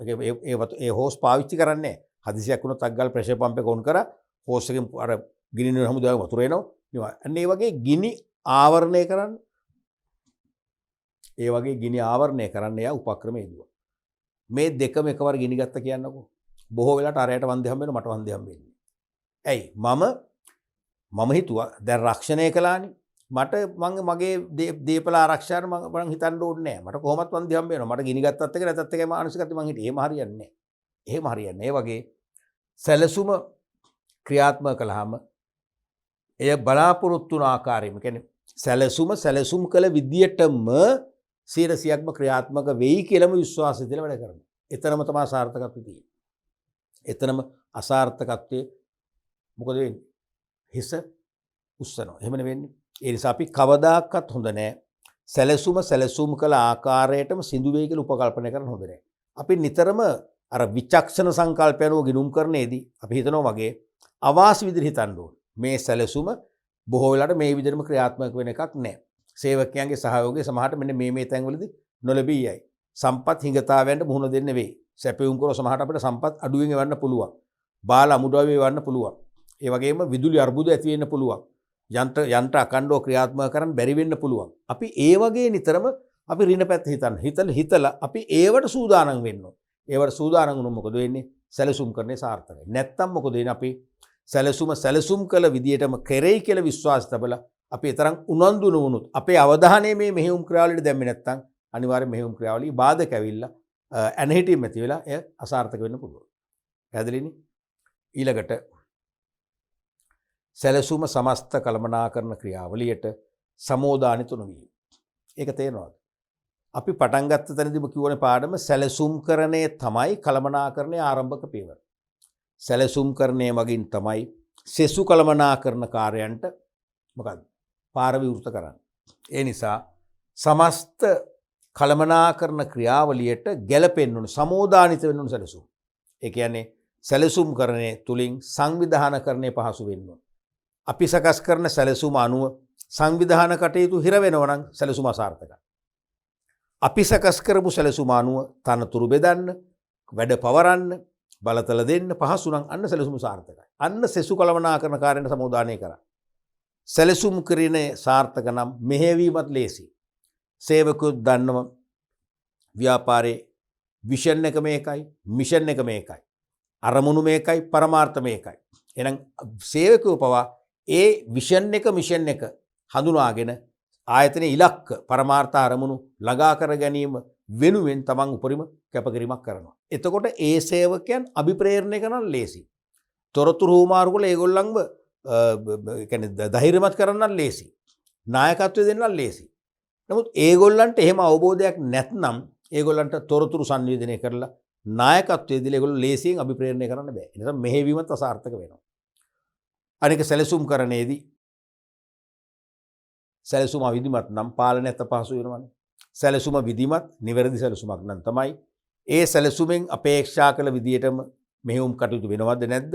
නොවේ නම් මොනවද දුර්වලතා කියලා හඳුනගෙන නිවැරදි කරලා පාලනය නිවැරදි කරන්න පුළුවන්. එතකොට එහෙනම් පාලනයයි මෙහෙයවීමයි සංවිධානකරණය තුනටම සමෝදානිත වෙන්න ඕනේ මේ සැලසුම. ඒ කියන්නේ තුනටම ගැලපෙන්න ඕනේ. මේ සමෝදානිත කියන මෙතන අදහස් කරන්නේ ගැලපීම. ගැලපීම. ගැලපීම. තේරුණාද? එහෙනම් සෙසු සමස්ත කළමනාකරන ක්‍රියාවලටම ගැලපෙන්න ඕනේ. ගැලපෙන්නේ නැත්නම් ඒත් අසාර්ථකයි. ඇයි? සැලසුම් කරන්නේ හොඳ වුණාට සංවිධානකරණය මොකද වෙන්නේ? යන්න හිටිනවා. මෙහෙවීම දියාරු වෙලා යනවා. පාලනයත් අසාර්ථක වෙනවා. ඒක ඉවරයි. සමස්ත කළමනාකරන ක්‍රියාවලිය ඉවරයි. ඊළඟට සැලසුම් කරණයේ ප්‍රයෝජන පිළිබඳ දැනුම අඩු බව. දැන් සැලසුම් කරණයේ වටිනාකම ප්‍රයෝජන පිළිබඳ අවබෝධය ඉහළ නම් හැම දිනාගෙම කැපවීම ඉහළ යනවා. එහෙම අවබෝධයක් නැත්නම් මොකද වෙන්නේ? කැපවීම අඩු වෙනවා. අනිවාර්යයෙන්ම එක එක සේවකයන්ගේ කටයුතු මොකද වෙන්නේ? දුර්වලතා ඇති වෙනවා. සමස්ත මෙහෙයුම් ක්‍රියාවලිය අසාර්ථක වෙනවා. ඒ නිසා අවබෝධය තියෙන්න ඕනේ. ඊළඟට සැලසුම් කරණය නිෂ්ඵල ක්‍රියාවක් ලෙස සිටීම. ඇතැම් අය හිතනවා සැලසුම් කරන්නේ නිෂ්ඵල දෙයක්. ඔය හැමෝම ව්‍යාපාර කරන්නේ දියුණු කරගෙන තියෙන සැලසුම් තිබිලා නෑනේ. අසවල අපි දන්නවා මෙහෙම බොහොම සරලව ආරම්භ කරා. සමහරට ඉස්කෝලේ මල පොතේ අකුරක් ඉගෙනගෙන නැහැ. ඉස්කෝලේ ගිහිල්ලත් නැහැ. ඔය අපූර්වට කරන සැලසුම් කරලා අපි එහෙම හිතනවනේ හරි ලේසියි අපිට මේ වගේ අපි හරි ලේසි ඒ වගේ උපකල්පන කරන්න. නෑ ඒක නෙවෙයි වෙන්න ඕනේ. තේරුණාද?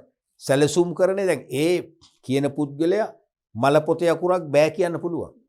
නූගත් කෙනෙක් වෙන්න පුළුවන්. එයාගේ ව්‍යාපාරය සුළුවෙන් ආරම්භ කළා. එයා කිසියම් නිෂ්පාදිතයක් කරන්න දන්නවා. ප්‍රොඩක්ට් එකක් සෙසු තරං කරනට වඩා ඉතා ඉහළින් ගුණාත්මකව හදන්න දන්නවා. හැබැයි සම්පත් කළමනාකරණය කරන්න එයා දන්නේ නැහැ. ඒ නිසා යාට තව උපදේශකෙක් ඉන්නවා. උපදේශක සැලසුම් හදලා දෙන්න බැරිද? පුළුවන්. අපි ඒක ගැන හිතන්නේ නැතුව අර මනුස්සයතර නූගත් මනුස්සයත අපූර්ව කරන ඔය ඉතින් සැලසුම් ගැන අවබෝධයක් තිබිලා මොකටද සැලසුම්? අපිත් සැලසුම් ඕනේ. එහෙම හරියන්නේ නැහැ. අනිවාර්යයෙන්ම සැලසුම් කරණයේ ප්‍රතිඵලදායකයි. සැලසුම් කරණයෙන් සෙසු කළමනාකරන කාර්යන් පව විධිමත් වෙනවා, පහසු වෙනවා, නිවැරදි වෙනවා. අනික සැලසුම් කරන තුල විශේෂයෙන්ම පාලන කටයුතු පහසු වෙනවා. සැලසුම් කරන නිසා ව්‍යාපාර කටයුතු ස්මූත්ලි ක්‍රියාත්මක වෙනවා. සම්පත් නාස්ති වෙන්නේ නැහැ. ඉලක්ක අපේක්ෂිත ආකාරයෙන් ළඟා කර ගන්න පුළුවන්කම ලැබෙනවා කියන ධනාත්මක මානසිකත්වයේ තියෙනවා. අර මානසිකත්වය ඉවත් වෙනවා. ඒ මානසිකත්වයේ දිනුනොත් අනිවාර්යයෙන් මොකද වෙන්නේ? සැලසුම අසාර්ථක වෙනවා. පැහැදිලිද? ඔන්න වගේ සැලසුම් කරන්නේ තියෙනවා සීමා. දැන් සැලසුම් කරන්නේ සීමා කියලා අහන්නේත් ඕක තමයි. අසාර්ථක වෙන හේතු කියලා අහන්නේත් ඕකම තමයි. තේරෙනවද? මෙන්න මේ බාධක වලින් නැත්නම් මේ අඩුපාඩු වලින් අපිට මිදෙන්න පුළුවන් නම් මේ අඩුපාඩු වලින් අපිට ඉවත් වෙන්න පුළුවන් නම් සැලසුම් කරන්නේ නිසි ප්‍රයෝජන ගන්න පුළුවන්කම ලැබෙනවා. නැත්නම් මේ වැදගත්ම පරිච්ඡේදයක් මම ඉවර කළේ මේක නිරන්තරයෙන්ම විභාගයට අහනවා. මම මාක්කිකුත් දාන්න විප්‍රනිතර කියලා. තේරුණාද? හොඳයි. අපි බලමු ඊළඟ කොටස. සැලසුම් කරන මූලධර්ම principles of planning. දැන් සැලසුම් කරන මූලධර්ම කියලා කියන්නේ සැලසුම් කරන්නේ වඩා හොඳ යහපත් ක්‍රියාවලියක් වන්නට නම් සැලසුම් කරන්නේ තුල අඩංගු විය යුතු සිද්ධාන්ත කීපයක්. තේරෙනවද? සිද්ධාන්ත කීපයක් නැත්නම් ගුණාංග කීපයක් තියෙනවා. මේ සිද්ධාන්තයවත් ගුණාංග තමයි මූලධර්ම කියන්නේ. මෙන්න මේ මූලධර්ම අන්තර්ගත වෙනවා නම් සැලසුම් කරණය අනිවාර්යයෙන්ම සාර්ථකයි. තේරුණාද? පළවෙනි එක තමයි ප්‍රයොරිටි. මොකද්ද මේ ප්‍රයොරිටි කියන්නේ? මොකද්ද මේ ප්‍රයොරිටි කියන්නේ? ප්‍රයොරිටි කියන්නේ ප්‍රමුඛතාවය. ප්‍රයොරිටි කියන්නේ මොකද්ද? ප්‍රමුඛතාවය කියන එක. ප්‍රමුඛතාවය. ප්‍රමුඛතාවය. ප්‍රමුඛතාවය. ඒ කියන්නේ මොකද්ද? සැලසුම් කරණය සෙසු කළමනාකරණ කාර්යයන් සියල්ලටම පෙර ඉටු කළ යුතුයි. හරිම සරලයි. සැලසුම් කරණය සෙසු කළමනාකරණ කාර්යයන් ඔක්කොටම පෙර ඉටු කළ යුතු වෙනවා. දැන් නිදසුනක් වශයෙන් අපි හිතමු අපි ලස්සන ගෙයක් හදන්න කියලා අපි වැඩ ආරම්භ කරලා සල්ලි ගොඩක් එකතු කරලා අපි හවුස් ප්ලෑන් එකක් නැතුව ගේ හදනවා. මොකද වෙන්නේ? ලස්සන වෙනවද? නෑනේ. අවලස්සන ගෙයක් නේ හම්බ වෙන්නේ. අපි ඔලුගෙඩි ඇතුළේ තිබුණු වගේ අංගෝපාංග වලින් සමන්විත නිවසක් අපිට ලැබෙන්නේ නෑනේ. තේරුණාද? ඒ නිසා අනිවාර්යයෙන්ම මෙහෙම හිතන්නකෝ. අපි ගේ හදලා ඉවරුණාට පස්සේ ගෘහ නිර්මාණ ශිල්පියෙකුට කියනවා මෙන්න මේකේ ප්ලෑන් එක ඇදලා දෙන්න. මේකේ හවුස් ප්ලෑන් එක ඇදලා දෙන්න. වැඩක් තියෙනවද? ප්‍රයෝජනයක් තියෙනවද? ගේ හදලා ඉවරයි. ඉතින් ඒ ගේ අඩුපාඩුත් බැහැර කරලා ඊටාම විධිමත් පරිපූර්ණ අංග සම්පූර්ණ හවුස් ප්ලෑන් එකක් හදලා දෙයි. නමුත් දැන් වැඩේ කියලා ඉවරයි. තේරුමක් නැහැ. හවුස් ප්ලෑන් එක අඳින්න ඕනේ ගේ හදන්න පෙර. ඒ වගේ එහෙනම් සැලසුම් කරණය සෙසු කළමනාකරණ කාර්යයන් දියත් කළ ඉවරලා ක්‍රියාත්මක කරන්න බෑ. තේරුමක් නැහැ. ඵල ලැබෙන්නේ නැහැ. ප්‍රතිඵල එන්නේ නැහැ. අනිවාර්යයෙන්ම සෙසු කළමනාකරණ කාර්යයන්ට පෙරම විය යුතුයි. ප්‍රධාන මූල ධර්ම ඒකයි. ප්‍රධාන මූල ධර්ම ඒකයි. තේරුණාද? එහෙනම් සෙසු කළමනාකරණ කාර්යයන්ට සෙසු කළමනාකරණ කාර්යයන්ට පෙර ඉටු කළ යුතුයි. මතක තියාගන්න ලේසිනේ දෙක අමාරු නෑනේ. සියලුම කළමනාකරණ කාර්යයන් ඊට පස්සේ එන්න ඕනේ. මේක තමයි මුලින්ම ඇති වෙන්නේ. සරලයිනේ. දෙවෙනි එක තමයි goals and objectives. ඒ කියන්නේ goals කියන්නේ මොනවද? පරමාර්ථ, objectives අරමුණු. පරමාර්ථ හා අරමුණු මත පදනම් වීම කියන ගුණාංගය. පරමාර්ථ හා අරමුණු මත පදනම් වෙන්න ඕනේ. ඒ කියන්නේ සැලසුම් කරන්නේ නිරන්තරයෙන්ම අපේ සංවිධානයේ මූලික පරමාර්ථ හා අරමුණු ආවරණය වෙන එකක් වෙන්න ඕනේ. නැත්නම් ඒ පරමාර්ථ හා අරමුණු සත්‍ය වශයෙන්ම සඵල කරගන්න, ළඟා කරගන්න පුළුවන් වන විදිහේ සැලසුම් කරණයක් සහ සැලසුමක් වෙන්නට ඕනේ. පරමාර්ථ හා අරමුණු බැහැර කරන, පරමාර්ථ හා අරමුණු ළඟා කර නොදෙන ආකාරයේ සැලසුම් කරණයකින් ප්‍රතිඵල ලබන්න බෑ. එහෙනම් මේ පරමාර්ථ අපේක්ෂිත ආකාරයෙන්ම ළඟා කරගන්න පුළුවන් වන ආකාරයේ සැලසුම් කරණයක් නම් අන්න එතන හොඳ මූල ධර්මයක් තියෙනවා. තේරුණාද? ඒ කියන්නේ පරමාර්ථ අරමුණු මත පදනම් කියන එකයි. මේ පරමාර්ථ අරමුණු මත පදනම් වීම කියන එකේ තේරුම පරමාර්ථ හා අරමුණු ළඟා කරගත හැකි වන ආකාරයෙන් තමයි සැලසුම් කරන්නේ දියත් කරන්න ඕනේ. තේරෙනවනේ? එනම් පරමාර්ථ හා අරමුණු ළඟා කරගත හැකි වන ආකාරයෙන්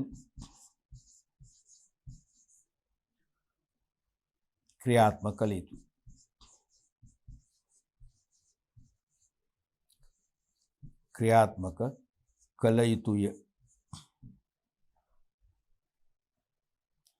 ඊළඟ එක තමයි ප්‍රැක්ටිකබිලිටි. ප්‍රැක්ටිකබිලිටි මොකද්ද? ප්‍රායෝගික බව.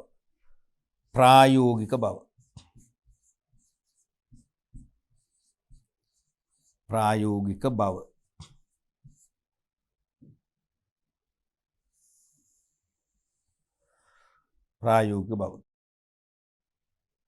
ඒ කියන්නේ මොකද්ද?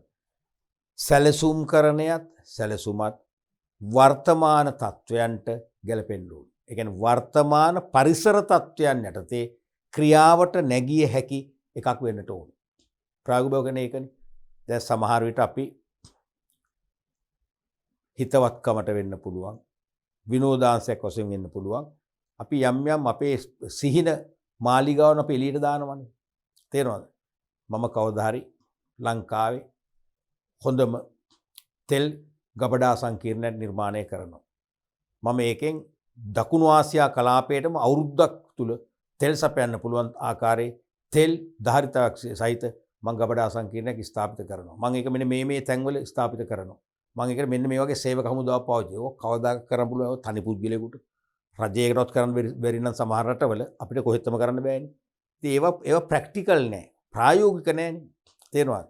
එහෙම නැත්නම් කියන මම ඉන්නේ කදුකර ප්‍රදේශයක මධ්‍යම කදුකරේ ආශ්‍රිතව ඉන්නේ.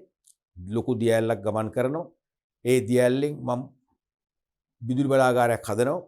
ඒ විදුලි බලාගාරයෙන් මම මධ්‍යම කදුකරේටම විදුලි ලබා දෙනවා.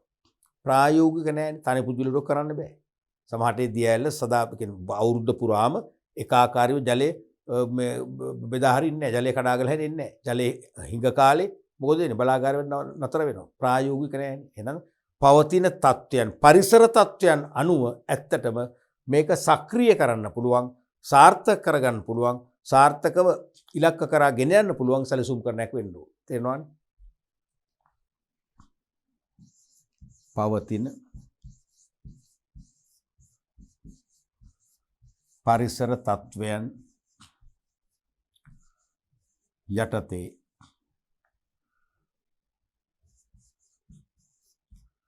සාර්ථකව ක්‍රියාවට නැගිය හැකි සැලසුම් කරණයක්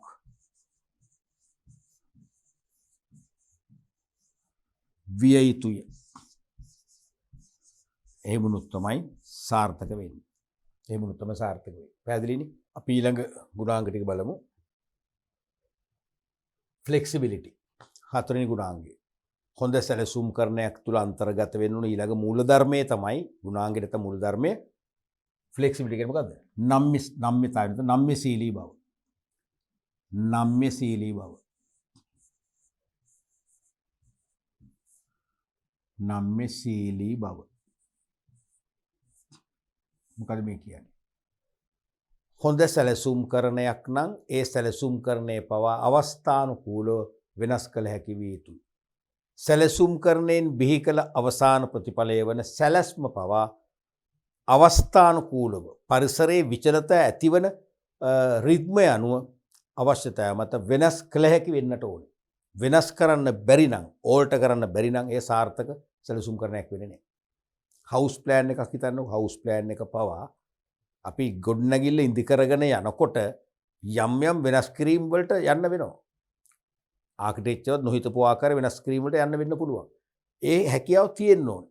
ඒ හැකියාව නැත්නම් මේක හොඳ සැලැස්මක් නෙවෙයි. හොඳ සැලසුම් කරණයක් නෙවෙයි. ඒ නිසා ප්‍රායෝගිකව පරිසරයේ ඇතිවන වෙනස් වීම විචලතා අනපේක්ෂිතව ඇති වෙන අපිට හරියට අනුමාන කරන්න බෑ කාටවත්. දිවස් නැහැනේ. බුදුරජාණන් වහන්සේට වගේ දිවස් නැහැනේ අපිට නේ. ඒ නිසා ඒ පරිසරයේ වෙනස් වීම මොන පරිසරයේ එකකේ වෙනවද? කවදද වෙනවද? කොච්චරක් වෙනවද? එහෙම අපිට දිවස් නැහැ. ඒ නිසා මේ පරිසර වෙනස් වීම ඇති වුණාම සැලසුම් කරන ක්‍රියාවලියත් ගලප ගන්න වෙනස් කරගන්න හැකි වෙන්න ඕනේ. එහෙම වෙනවා නම් අන්න ඒක සැලසුම් කරන්නේ හොඳ මූල ධර්මයක්, වටිනා මූල ධර්මයක්, සැලසුම් කරන්නේට ලොකු අගයක් දෙන මූල ධර්මයක් වශයෙන් අපිට පිළිගන්න පුළුවන්. පැහැදිලිනේ? එහෙනම්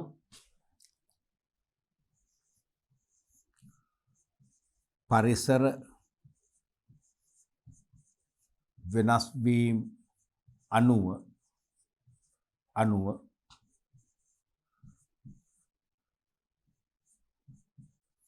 සැලැස්ම මෙන්ම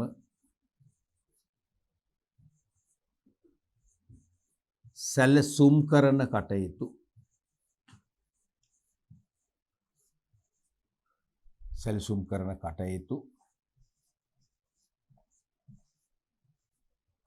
ද වෙනස්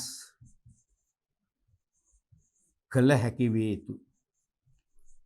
වෙනස් කළ හැකි විය යුතුයි.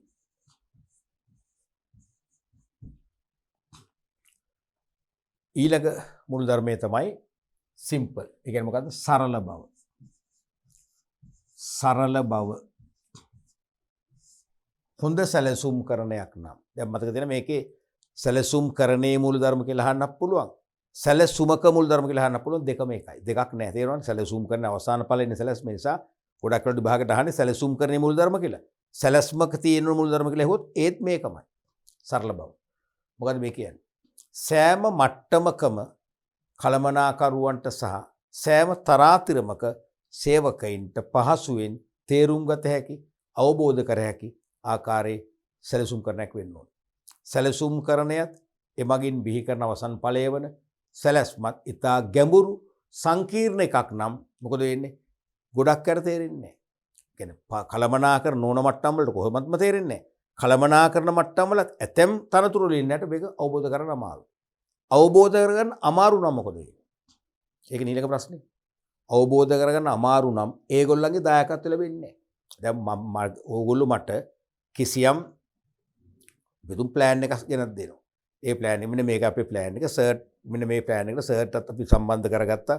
සර්ට්ත් අපි වගකීම් ටිකක් දුන්නා. සර් අපිට මේක අපි වෙනුවෙන් මේ රට වෙනුවෙන් අපිට උදව්කස මේ ටික කරලා දෙන්න සහභාගී වෙනවා. කිව්වොත් මේ ප්ලෑන් එක බලනවා. මේ ප්ලෑන් එක තේරෙන්නේ නැහැ. ව්‍යාකූලයි. මට පැවුණු රාජකාරී මට පැහැදිලි නැහැ. මොකද වෙන්නේ? මගෙන් උපරිම දායකත්වයක් ලැබෙන්නේ නැහැ. මගෙන් උපරිම දායකත්වයක් ලැබෙන්නේ නැහැ. තේරුණාද? ඔකට හොඳ උදාහරණයක් මට මතක් වුණා. මම කාලයක් ඩබල් AT ඒ කියන්නේ AT එක්සෑම් එකේ පේපර් මාකින් කළා. මම ඒක විසිටින් ලෙක්චර්ස් වලත් ගියා. ගියාම මම සිංහල මාධ්‍ය ඉංග්‍රීසි මාධ්‍ය දෙකේම බැලුවා විගණනේ. ඔඩිටින් විගණනේ බැලුවා ප්‍රශ්න පත්‍ර. බැලුවම කොහොමරි ඒ ද්‍රවිඩ මාධ්‍යෙන් ලියපු පේපර් වැඩිනේ 7ක් දුගොහෙත් තිබිලා ඒකේ බාරගත්ත සර්ට අසනීප වෙලා මොන හරි මම දන්නේ මට මතක නැහැ මොකද කොහොමද එයා දිගටම එන්නේ නැහැ දවස් 3-4ක් දැවිලා ඊට පස්සේ ආවේ නැහැ අන්තිමට ඒ මාධ්‍ය බලන්න විදියක් නැහැ මමත් එක්ක වැඩ කරා ඒ කාලේ EDB එකේ අපරණ සංග්‍රහ මණ්ඩලයේ ඉන්ටර්නල් චීෆ් ඔඩිටර් කෙනෙක් මාත් හිතවත් වුණා හොඳ නොලෙජ් එකක් තියෙන එයාට භාෂා තුනම පුළුවන් මොකද එයා උඩරට පැත්තේ තමයි ඉස්කෝලේ ගිහලා තියෙන නිසා ඒ ද්‍රවිඩ පරිසරයේ මේ ද්‍රවිඩ සිංහලෙන් තුනම පුළුවන් පස්සේ ඉතින් එයාටගෙන් ඉල්ලීම් කරා මිස්ටර් කියලා මට දැන් නම මතක නැහැ අනේ කොහොම හරි බලලා දෙන්න ඔයාට බැරි නම් තව කෙනෙක් සම්බන්ධ කරගන්න කියලා. ඒ පාර කොහොමද මට පුළුවන් මෙයා තමයි විශ්වාසමයි අපේ මිස්ටර් වීරසේකර ඉතින් මෙයාට කොහොමද දන්නේ ලැන්ග්වේජ් මම ලැන්ග්වේජ් එක මට බෑ කියලා පැහැදිලිව. ඒ පාර ඒ කීරේ ඒ කෝඩිනේටර් කියනවා නෑ නෑ කොහොම හරි මෙයාත් ඉන්නවනේ සපෝට් එකක් අරන් කොහොම හරි බලන්න කියලා ඇගේ ගැහුවා. දැන් මම ද්‍රවිඩ උත්තර පත්‍ර බලනවා ද්‍රවිඩ වචනයක් අබ්බ කොහොමද බලන්නේ? බලන්න පුළුවන්. බලන්න බෑ.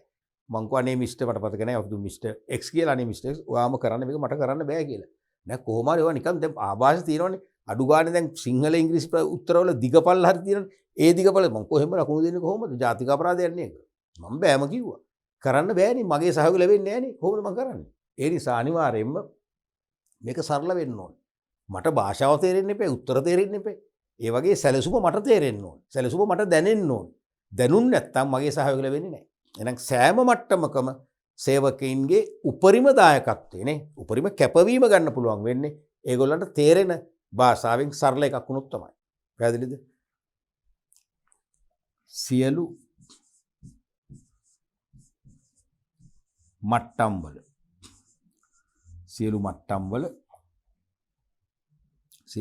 වල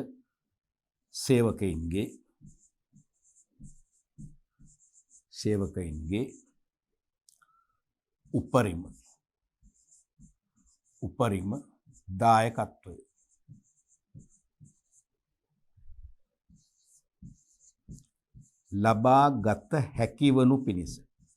ලබාගත හැකිවනු පිණිස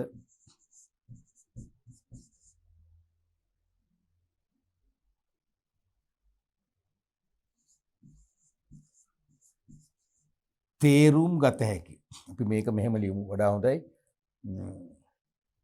සැමට පිණිස සැමට හැම මට්ටමක සැමට තේරුම් ගත හැකි විය යුතුය. දැන් මේ මූලධර්ම ලියනවා මේ වගේ කෙටියෙන් ලියන්න ඕන. ඒ මූලධර්මේ හරයවන ගන්න ඕගොල්ලෝ. මේ මම ලියන වචන කටපාඩම් කරන්න එපා. ඔබට පුළුවන් ඔබට මෙහා සමාන මිට හොඳ වචන පාවිච්චි කරන්න. මේ මගේ පදමාලාව නැත්නම් මම තනුව කියලා කියන්නකෝ මගේ පදමාලාව මගේ මෙලඩි එකම එපා. ඔබට පුළුවන් මට වඩා හොඳ පදමාලාවක් දාන්න. මට වඩා හොඳ වචන ගැලපීමක් කරන්න. තේරුණාද? ඒක හැබැයි මේ හරය එන්න ඕනේ. මේ හරය තමයි ලියන්නේ. තාම කෙටි. ඊළඟ මූලධර්මය තමයි ස්පෙસિෆික් ටයිම් ඩියුරේෂන්. මොකද්ද? නිශ්චිත කාලයකට අදාළ වීමනේ. නිශ්චිත කාලයකට අදාළ වීම.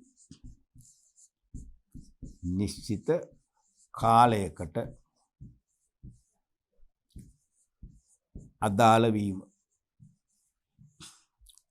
නිශ්චිත කාලයකට අදාළ වීම. දැන් ඕනෑම සැලසුම් කරණයක් සහ සැලසුමක් අපි සම්පාදනය කරන්නේ නිශ්චිත කාලයක් ඉලක්ක කරගෙනයි. දැන් මම යම් කිසි සැලසුමක් හැදුවොත් ඒ සැලසුම හදන්නේ අපිට මාස 3කට අවුරුද්දකටනේ. සදාකාල නෙවෙයිනේ. ඒ සැලසුමම වෙන කෙනෙක් ඉල්ලනවා යාට දෙන්න මන් දෙන්නේ නැහැ. මොකද ඒක ඒ කාලයට ගැලපෙන්නේ නැහැ. කියන්නේ එයා කැමති වුණත් මම කැමති නැහැ. මොකද ඒකේ නොගැලපීම් තියෙන ඒ කාලය අනුව. ඒ නොගැලපීම් අනුව ඒ සැලසුම දියත් කරද්දී කවුද මේ සැලසුම හැදුවේ ඇහුවොත් ඒක මගේ කීර්තනාවට හොඳ නැහැ. ඒ නිසා අනිවාර්යයෙන්ම ඇත්ත කතාව තමයි සැලසුම් කරණයයි සැලස්මයි යම් නිශ්චිත කාලයකට අදාළව තමයි දෙන්න ඕනේ. ඒක සදාකාලිකව දුවන්න බෑ. මොකද යල් පනිනවා. ඒක අපිටම අවුරුද්දක් කියලා දෙවන තුන්වන අවුරුද්දෙත් ඒකම ක්‍රියාත්මක කරොත් මොකද යල් පැනපු දෙයක්. එහෙනම් අපිට නිශ්චිත ප්‍රතිඵල ලැබෙන්නේ නැහැ. විශාල පාරිභෝගික ආකර්ෂණයක් ලැබෙන්නේ නැහැ. අපි ළඟ හිටපු පාරිභෝගිකයෝ අපිව දාලා යනවා. ඒ නිසා අපිට අලුත් පාරිභෝගික ආකර්ෂණය දිනා ගන්න ඕන නම් අපේ පාරිභෝගිකයන්ගෙන් හැදෙන වෙළඳපොළ කොටස මාකට් ෂෙයාර් එක වර්ධනය කරගන්න ඕන නම් අනිවාර්යයෙන්ම ඒ යම් කාලෙන් කාලට අපි සැලසුම අලුත් කරගන්න ඕන. තේරෙනවද? ඔය කරන් පැහැදිලිව තියෙනවනේ. නිශ්චිත කාලයක් පදනම්ව සැකසී යුතු ලියන දෙකුත් නැහැ කියලා. සැකසී යුතු ඊළඟ කාලයකට ඒක යොදා ගන්න බෑ. ඊළඟ කාලයට අපි අලුත් සැලසුමක් ගෙන යනවා. මොකද ඒ ඊළඟ කාලේ වෙනකොට පරිසර තත්ත්වයන් වෙනස් වෙලා පරිසර ගැටීම් ඇති වෙලා ඒවට ගැළපෙන ආකාරයෙන් ඒවට ඔරොත්තු දෙන්න පුළුවන් ආකාරයෙන් සැලසුමක් නිර්මාණය කරන්න ඕනේ. පැහැදිලිනේ? ඊළඟ මූලධර්මය තමයි පාටිසිපේෂන් සහභාගීත්වය කියන එක. සහභාගීත්වය. පාටිසිපේෂන් සහභාගීත්වය. මොකද්ද මේකේ තේරුම? මේකේ තේරුම සැලසුම්කරණය තුලින් බිහි කරන සැලැස්මට සියලු මට්ටම් වල කළමනාකරුවන්ගේ සහභාගීත්වය ලබා ගන්න. සියලු මට්ටම් වල කළමනාකරුවන්ගේ සහයෝගීතාවය නැත්නම් සහභාගීත්වයත් ලබා ගන්නවා. ඒ කියන්නේ සෑම මට්ටමකම කළමනාකරුවන්ට සැලසුම් කරන ක්‍රියාවලියේ කිසියම් හෝ වගකීමක් පැවරෙන ආකාරයෙන් සැලසුම් කරන්න දියත් කරන්න. එක්කෙනෙක්වත් මග හරින්න හොඳ නැහැ. මග හැරියොත් එයාගේ දැන් ඔහුගේ හෝ ඇයගේ දායකත්වයේ සහයෝගයේ කැපවීම අපට අහිමි වෙලා යනවා. සමහරට ඒ කළමනාකරන වගකීම් පැවරෙන්නේ නැති, ලබා දුන්නේ නැති කළමනාකරු හෝ කළමනාකාරණේ කෙනෙක් ඇති. එයාට පුළුවන් සමස්ත සැලසුම් කරන ක්‍රියාවලිය කඩාකප්පල් කරන්න. සමස්ත සැලසුම් කරන ක්‍රියාවලිය කඩාකප්පල් වන විදියට යටිකූට්ටු වැඩ කරන්න පුළුවන්කම ලැබෙනවා. එයා ඒ තත්ත්වයටපත් වුණ යාට කලකිරීමක් ඇතුණයි. කළමනාකරු 10ක් ඉන්නවා 9 දෙනෙකුටම වගකීම් පැවරුවා මට විතරක් වගකීම් පැවරුවේ නැහැ. මම ඇයි හොරෙක්ද? මම මේ ආයතනයට වැඩ කරේ නැද්ද? මං ශ්‍රමය කැප කළේ නැද්ද? මං කොච්චර අවංකව වැඩ කළාද? ඇයි මට මෙහෙම කරන්න කියලා කලකිරීමක් ඇති වෙනවා. ස්වයං මානසික කලකිරීමක් ඇති වෙනවා. ඒ තත්ත්වයටපත් කරගන්න බෑ. ඒ නිසා සියලු කළමනාකරුවන්ට වගකීම් ආරෝපණය වන ආකාරයෙන් සැලසුම් කරන්නේ දියත් කරන්න ඕනේ. සැලැස්මට සියලු මට්ටම් වල කළමනාකරුවන්ගේ සහභාගීත්වය ලැබෙන පරිදි ඒක සම්පාදනය වෙන්න ඕනේ. තේරෙනවද? එතකොට තමයි සියලු මට්ටම් වල කළමනාකරුවන්ගේ සාමූහික සහභාගීත්වය තුළින් ඉතා ඉහළ කාර්යක්ෂමතාවකින් යුතුව සැලසුම් කරන්නේ දියත් කරන්න පුළුවන් වෙන්නේ. ප්‍රතිඵල ලබන්න පුළුවන් වෙන්නේ. පැහැදිලිනේ?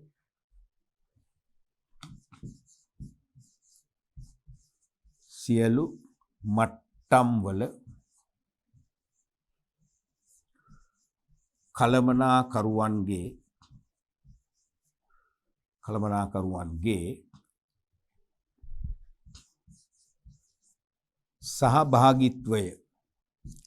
සහභාගීත්වය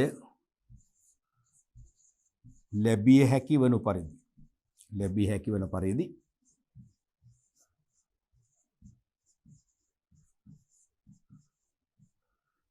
සැලසුම් සකස් කළ යුතුයි.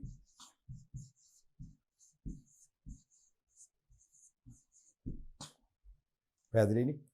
අපි බලමු ඊළඟ මුලධර්ම අවසාන එක ඉකොනොමිකල්නස්. ඉකොනොමිකල්නස් ඒ කියන්නේ මොකද්ද? පිරිමැසුම්දායක බව. ඉකොනොමිකල්නස් පිරිමැසුම්දායක බව. පිරිමැසුම් දායක බව. මේ තවත් මුළු ධර්මයක්. මොකද්ද මේක තේරුම?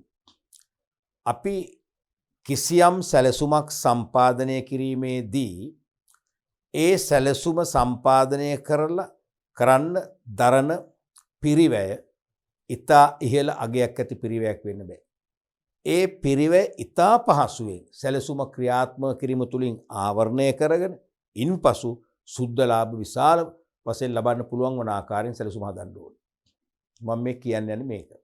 අපි හිතමු යම්කිසි ව්‍යාපාරිකයෙක් අලුත් ව්‍යාපාරිකයෙක් අලුත් භාණ්ඩයක් හෝ සේවයක් වෙළඳපොළට හඳුන්වා දෙනවා කියලා හිතන්නකෝ. දෙනකොට එයා දැවැන්ත ප්‍රචාරණයක් කරනවා. නැත්තම් දැවැන්ත ප්‍රවර්ධන පිරිවැයක්. ප්‍රවර්ධනය කියන්නේ ප්‍රවර්ධනයේ එක කොටසක් නේ ප්‍රචාරණය කියන්නේ. ප්‍රවර්ධනය කොහොම ගනුදෙනු කරන පොළඹවන්න අනුගමනය කරන ක්‍රම සමස්තෙමයි ඉති. ප්‍රචාරණයම තමයි ප්‍රබල මේක. ප්‍රචාරණයට රුපියල් මිලියන ගණක් වැය කරනවා. වීදි හඳුන්වා දීම ස්ට්‍රීට් ඉන්ට්‍රොඩක්ෂන්ස් කියලා තියෙන්නේ. ඔය සමහරට ඔය ප්‍රසිද්ධ සිනමා නිලියන් ඒ වගේ එවැනි ප්‍රසිද්ධ ක්‍රීඩිකාවන් වැනි අය තේරෙනවද?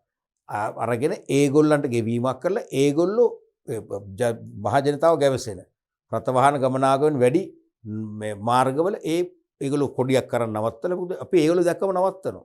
දැන් අපේ රටේ ජනප්‍රිය ක්‍රිකට් ක්‍රීඩකයෙක් තේරෙනවද? දැම්මොත් අපි නවත්තනෝනේ.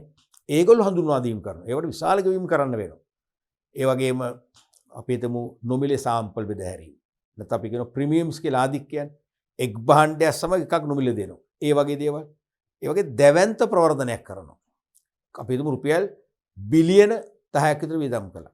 හැබැයි නිෂ්පාදනය අලෙවි කරලා වසර 5ක් ගිහිල්ලත් ඒ යටකල ප්‍රවර්ධනයට යටකල මුදල ආවරණය වුණේ නැත්නම් ඒ ප්‍රවර්ධනය නිෂ්ඵලයි. මං කියන එක තේරෙනව නේද? එහෙනම් ප්‍රවර්ධනයට අපි වියදම් කරන්න ඕනේ ඉතාම කෙටි කාලයක් තුළ. සමහරට පළමු විකුණුම් වටේදීම අර ප්‍රවර්ධන මුදල ආවරණය වෙන්න ඕනේ. එහෙනම් දෙවන විකුණුම් අවස්ථාවේ සිට අපට සුදු ලාභ ලැබෙනවා. ඒකයි මේ පිරිමැසුම් දායක බව කියන්නේ. එහෙනම් සැලසුම් කරන්නෙත් එහෙමයි. අපි සැලසුම් සම්පාදනය කරන්න ඒ සම්පාදකවරුන්ට සැලසුම් සකස් කරන්න පර්යේෂණ කරන්න විශාල වියදමක් දරනවා. හැබැයි සැලසුම ක්‍රියාත්මක කරලා සෑහෙන කාලයක් යනකම් ඒ වියදම ආවරණය වෙන්නේ නැත්නම් අසාර්ථකයි. ඒ නිසා සැලසුම සම්පාදනය කරන්න වැය කරන පිරිවැය මෙන් කීප ගුණයක විශාල ගුණයක ලාභ ලබන්න පුළුවන් වෙන ආකාරයේ ආකාරයෙන් සැලසුම් කරන්නේ ක්‍රියාත්මක වෙන්න ඕනේ. ඒ කියන්නේ සැලසුම් කරන්නේ අවම පිරිවැයක් යටතේ ක්‍රියාත්මක වෙන්න ඕන කියන එක මේ කියන්නේ. පැහැදිලිද?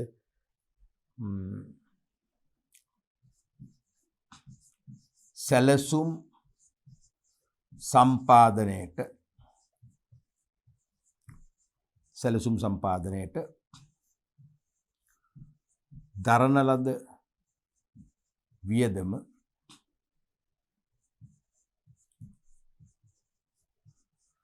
සැලසුම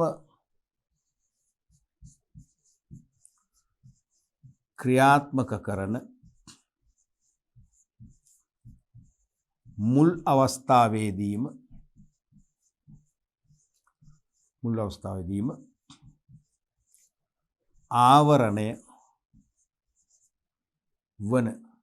ආවරණය වන සාපේක්ෂව අඩු පිරිවැයක් තුලින් ඉටු කළ හැකි